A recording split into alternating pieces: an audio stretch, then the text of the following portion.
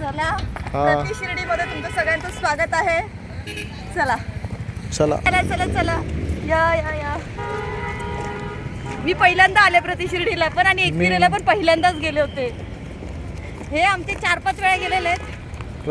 मी प्रति शिर्डीला 4-5 वेळा आलो. एकविरेला पण 2 वेळा. एक वेळ 2-3 वेळा गेलो. तर आता आम्ही पोचलो आहोत श्री साईबाबा संस्थान, म्हणजेच हे प्रति शिर्डी आहे. आणि हे खूप खूप खूप सुंदर मंदिर होतं. म्हणजे बाहेरचं आवार पण बघू शकता, इतका छान आहे. आणि आम्ही पोचल्यानंतर देवळात खूप मस्त वाटत होतं. तर इकडचं वातावरण बघा.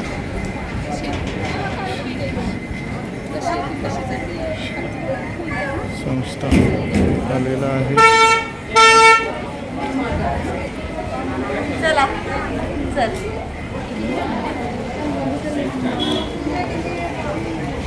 शाकिरा दी बैठो.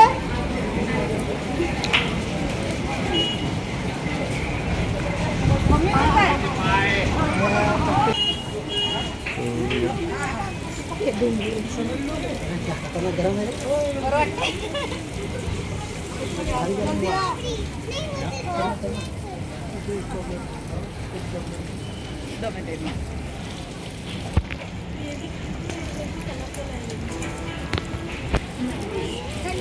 ये हमारे 4 बच्चे लोग.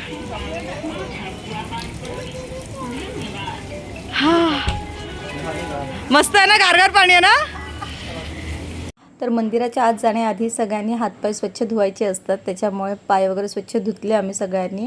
आणि मग नंतर देवळात गेलो. तर इकडचं मंदिर आता तो बंद होतं, दुपारची वेळ झाली होती, आम्हाला पोचायला उशीर झाला होता. पण हे देऊळ बंद होतं. पण मेन मंदिर साईबाबांचं ते आतल्या साईडला होतं. तिथे फोटोज काढायला अलाउड नव्हतं. फोटोज व्हिडिओज कॅमेरा अलाउडच नव्हता बेसिकली तिथे. पण आतला आवार ते इतकं सुंदर आहे की मी शब्दात सांगू नाही शकत. हे बाहेरचा आवार तुम्ही बघू शकता, खूप सुंदर आहे. इथेही साईबाबांचं मंदिर आहे. आम्ही बसलो इथे, छान दर्शन घेतलं. सगळं दर्शन घेऊन झाल्यानंतर आम्ही मेन साईबाबा मंदिराकडे निघालो. बघा इकडनं आपल्याला जायचं असतं. आणि ते रस्त्याला सगळे प्रसादाचे आणि सगळे दुकानं आहेत, तुम्ही इथे प्रसाद वगैरे घेऊ शकता.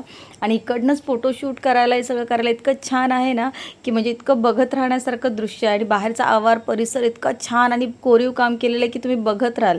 म्हणजे मी तर पहिल्यांदाच गेले होते, तर मी तर बघतच राहिले होते, अक्षरशः भारावून गेले होते सगळं पाहून मी.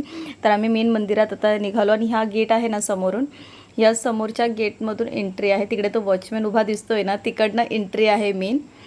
तर चला मंदिरात. तर मंदिरात जाऊन आलो, पण मंदिरात काही शूट करायला अलाउड नव्हतं तिकडे, त्याच्यामुळे ते मंदिरातून आल्यानंतर बाहेर मी पडले.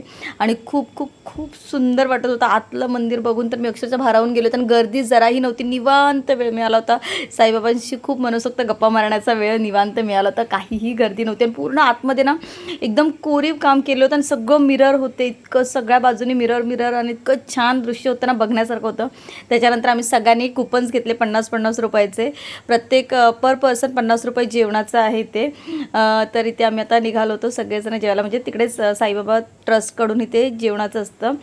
सगळ्यांनी कुपन्स ते घेतले. जेवायला जाण्याआधी सगळेजण फोटोशूट करत होते, कारण का बाहेरचा परिसर इतका सुंदर होता, इतका बघण्यासारखा होता ना की सगळे त्यांना फोटोज घेण्यात मग्न झाले होते.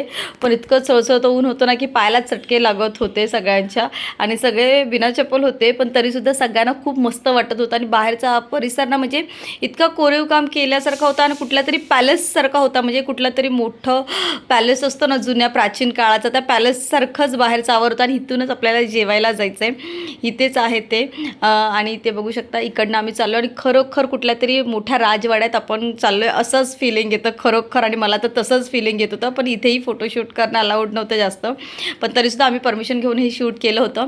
तिथे जेवायला होतं डाळ भात भाजी शिरा, तर अप्रतिम होतं. आणि अनलिमिटेड जेवण होतं, तुम्ही कितीही खाऊ शकता. फक्त 50 रुपये पर पर्सन द्यायचे, पण तुम्हाला पाहिजे तेवढं तुम्ही जेवण जेवू शकता. फक्त वाया घालवायचं नाही आणि पार्सल घेऊ नाही शकत, असं तिकडे आहे. तर बघू शकता माझी सगळी फॅमिली इकडे बसलेली आहे. माझी बहीण, मामी, मावशी, मावशीचा नातू, आम्ही सगळे इथे बघा, माझा भाऊ, शाकिरा दी, आम्ही सगळ्यांनी जेवण एन्जॉय केलं. खूप मनसोक्त सगळे जेवलं आणि खूप भारी वाटलं सगळ्यांना.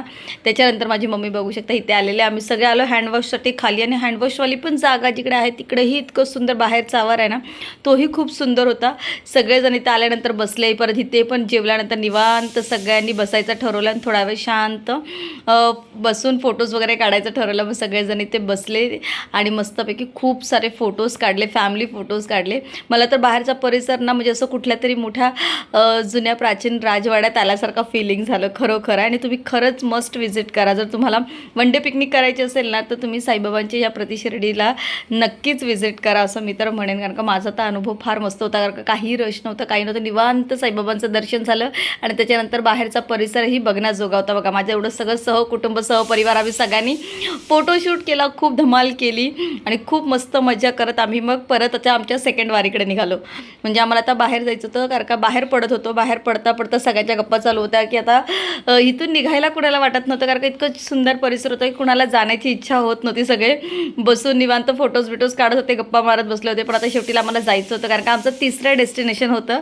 कुठे जाणार आहे तिसऱ्या ठिकाणी ते तुम्हाला मी नक्कीच सांगेन नंतर. पण आता हा सध्याला बाहेरचा परिसर बघा आणि एन्जॉय करा. प्रतिशिर्डीचाच आमचा सध्याला हा ब्लॉग. पाय झोंबायला लागले, खूप कडक ऊन आहे. पायची हा घे सगळ्यांसाठी. चल इथे आम्ही लाडूचा प्रसाद घेतलाय, दाखवा लाडू. ये टेस्टी लाडू. चला आज कॉन्ट्रॅक्ट घेतला सगळ्यांना बांगड्या भरायचं. मग आम्ही आज मंदिरातून आम्ही बाहेर पडलो. त्याच्यानंतर खूप ऊन होतं, चळचळतं, ज्याच्यामुळे जेवण झाल्यानंतर काहीतरी थंड खाण्याचं मन होतं म्हणून मग सगळ्यांसाठी गोळा घेतला. पण आम्ही अर्ध्या जणांनी मस्तपैकी लिंबू पाणी पियालो होतं छान थंड असं. पण नंतर गोळा बघितल्यावर सगळ्यांचं मन लालचलं, अरे लिंबू पाणी पियालो पण गोळा पण खाऊया म्हणून ज्यांनी लिंबू पाणी घेतलं त्यांनीही गोळा रिपीट केला आणि मस्तपैकी सगळ्यांनी गोळा खाल्ला. मी तर खूप वर्षानंतर गोळा खाल्ला फ्रँकली स्पीकिंग. आणि खूप खूप खूप युनिक पद्धतीचा गोळा होता. म्हणजे आपला जो स्टिकवाला गोळा असतो ना तसा नव्हता, हा काहीतरी वेगळाच गोळा होता आणि फार टेस्टी होता, छान होता. आणि मस्त ते बनवतसुद्धा काहीतरी युनिक पद्धतीनेच होते. बरंच काही काही होतं त्याच्यामध्ये. खोबरं होतं, टुटी फ्रुटी होती, काही म्हणजे वेगवेगळ्या प्रकारचे शुगर्स होते आणि खूप छान वेगळं काहीतरी त्यांनी बनवलं होतं. पण गोळ्याला एक युनिक टेस्ट होता आणि छान लागत होता. तो सगळ्यांना आवडला. त्याच्यानंतर आम्ही सगळ्यांनी बर्फाचा गोळा एन्जॉय करत करत थोड्याशा गप्पा मारत गाडीमध्ये अर्धे जण बसले होते. आणि मग नंतर आता सेकंड डेस्टिनेशनला जायचं म्हणून सगळे असे दमले होते आणि असे जेवून असे सगळे असे पिंगत होते कारण का सगळे रात्रभर जागले होते ना, त्याच्यामुळे सगळ्यांना थकावट आली होती. मग गोळा बघून सगळ्यांना जरा असं वाटलं अरे वा आता मस्तपैकी गोळा थंड थंड खाऊया, जरा थंडगार होऊया असं सगळ्यांना वाटत होतं.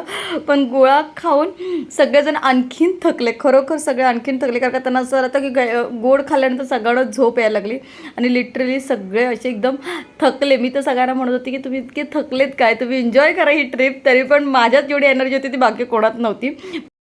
तर बघा माझी एनर्जी किती छान लागलेली. गोळा खाऊन अक्षरशः मी पेंगत होते आणि गोळा खाऊन झाल्यानंतर मस्तपैकी मी झोपले कारण का खूप थकलो होतो. आम्ही रात्रभर जागरण झालं होतं सगळ्यांचं, त्याच्यामुळे मला इतकं थकावट आली आणि बाकी सगळ्यांना झोपताना बघून मलाही झोप आली म्हणून मी डोक्यावर पदर घेऊन झोपले. पण माझ्या ह्यांनी किती शाणे, त्यांनी माझा लपून हा व्हिडिओ काढला आणि मला सांगितला व्हिडिओ नक्की टाकायचा आहे तुझा, म्हणून हा व्हिडिओ मी अपलोड करते. पण आम्ही चाललो आमच्या थर्ड ठिकाणी, तर व्हिडिओ नक्की पहा नेक्स्ट.